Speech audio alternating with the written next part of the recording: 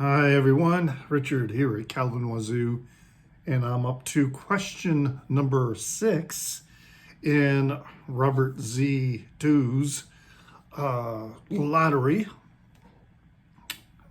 Still got some more to go, and we're already at June 18th, and he would like to have them done by, we would have these done by the 18th, or excuse me, the end of the month. And I'm taking up too much time because I don't want this video to get too long. So this question is, I get to organize a concert and I pick the bands for representing a decade. And the decades that and the bands can be currently still together or not, live, dead, whatever. So he picked the decades of the 60s, a band from the 60s, a band that represents the 70s, a band that represents the 80s, a band that represents the 90s, and then the aughts or 2000s. A lot of people are, we're in 2023, all right? We've already been through, we're into the third decade of the 2000s. So, but that's all kind of, lumped together, I guess. A lot of people seem to do that. Anyway, and also kind of representing the band at perhaps their peak. And, a couple of these decades were a little bit difficult to narrow things down. A lot of great choices, but a couple of them, to me, were really no-brainers to me. So to get started, the 1960s. How can you have anyone other than this band? Now, some of us may have been fortunate enough to be at those historic shows at Shea Stadium or the Hollywood Bowl. And of course, probably all of us of my generation can remember seeing them on the Ed Sullivan Show. But seriously, how could you organize a concert that didn't have the Beatles representing the 60s? And their career over the 60s, it's their entire career and their entire evolution in their sound. I mean, they would have material from, like the early 60s with their pop songs, and there are the brilliant songwriting of that era, moving into different styles as they matured as a band, how things began to shift with Rubber Soul, how things really took off with Sgt. Pepper's, and then, finishing, well, with the final release, not necessarily the final album that they recorded, but it was the final release with Let It Be. So yeah, I mean, seriously, if people who are doing this are avoiding the Beatles because it's such a knee-jerk or simplistic response, you think, hey, to represent the entire decade, how could you pick anybody else, really? Now, it gets more difficult with the other decades. So anyways, for the 60s band in my concert, it's going to be the Beatles. For the 1970s, this was a little more difficult. I had several bands written down that were in their heyday in the 70s, and I would love to have at the show, but again, just picking one. And in my list, 2 of the bands were ones that I did see live at least once. One of them I saw them live once in the 70s. The other one I saw 3 times, maybe 4 times. Sometimes it's hard to remember. And a couple of those shows were in the 70s, a couple were in the 80s. But then two of the ones, I had four written down, two of them I'd never seen live. And really, really would have loved to have seen them live. And it was a really difficult choice, but I finally decided to go with David Bowie for the 1970s. I had a chance to go to a show, at least I wouldn't say a chance. There was the opportunity, but at the time, in the middle to late 70s, I was in high school, and and then a freshman, sophomore in college. And I lived in a rural area. The university I was attending at the time, would get some shows coming through. But this other band was really too big. I would have had to gone to Detroit to see them. And I know there were some people I was hanging out with who did see them at that show, and they said it was great. Bowie, on the other hand, there was an opportunity that was a little bit closer that I could have gone to see him in that tour, but I didn't. And I really regret not going to that show. But his 70s material is just, again, a wide variety, and his strongest, in my opinion, material of his entire discography, which is pretty dang strong. But yeah, representing the 70s would be David Bowie in my show. Representing the 80s, this was kind of a no-brainer for me. And then it's R.E.M.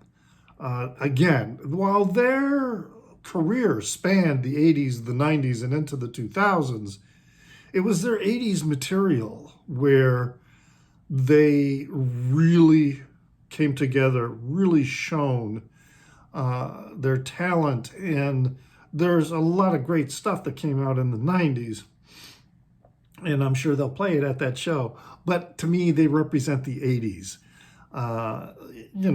With their album and EPs of the time, like Chronic Town and Murmur, and I'm having trouble remembering now because Reckoning, up to Green, which Green was an 80s release.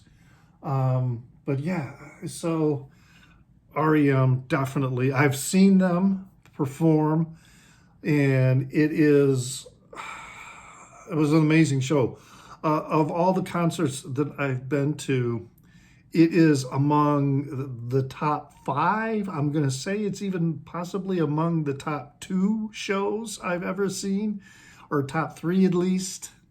Definitely within the top 5 concerts I've ever seen was the R.E.M. show that I went to here in Chicago in 2007, I think, is when I saw them. Now, the next one here, I'm going to have them playing in the background because I figure a lot of people don't know who they are. This is from a live show that they did just last month in Detroit. And as you can hear, this is a electronic techno band that has been around. I'm looking at this video. These dudes are old. And the band is Underworld. It's this duo that took dance techno music to another level. They, in most techno and dance music, what the DJ is usually doing is taking an existing song and then doing a remix, of their own. But the guys here from Underworld wrote their own songs to the techno rhythms and dance rhythms. So yeah, Underworld, I think they would put on a hell of a show. This one is definitely, this is a great song too. So for the 90s, yeah, it's going to be Underworld. Um, I should check and see if there's another. You probably all know this song. 121.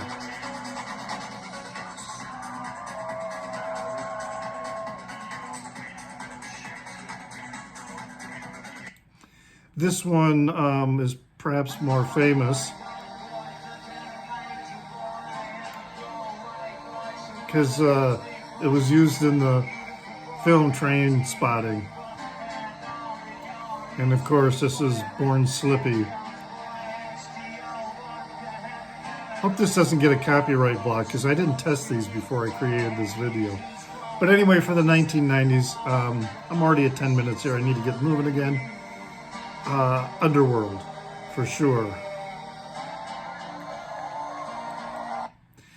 Now, for the 2000s, this is a no-brainer for me.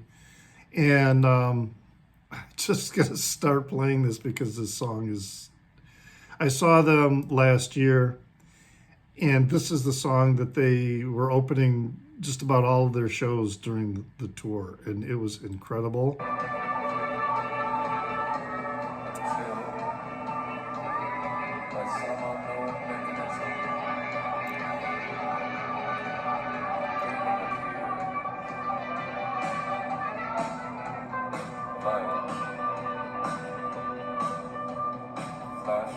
Indie rock band.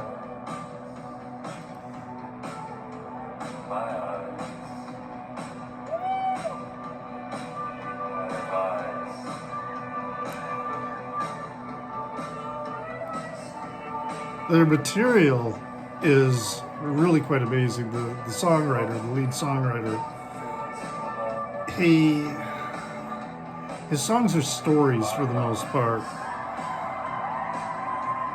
But they have such a catchy pop hook to them.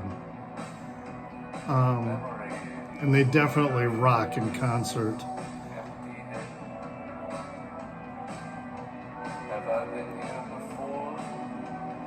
Very deep lyrics. They really make you think about life and existence.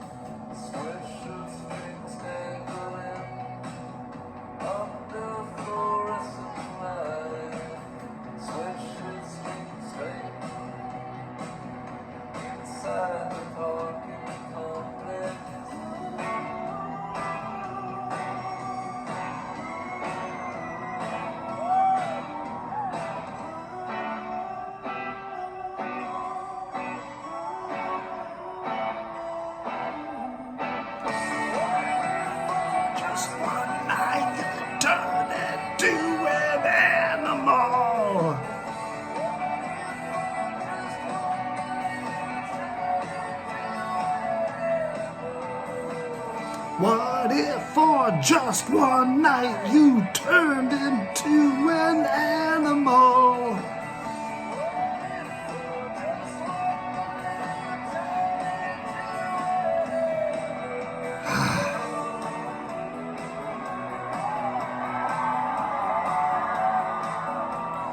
Yeah, car seat headrest. Will Toledo, car seat headrest.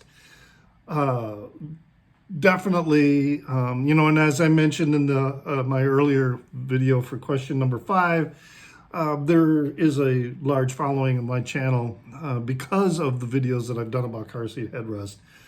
Phenomenal band, just really sort of fresh and a direction in songwriting that's very cerebral but still catchy as frickin' hell. So yeah, they would definitely be the act headlining and representing the 2000s.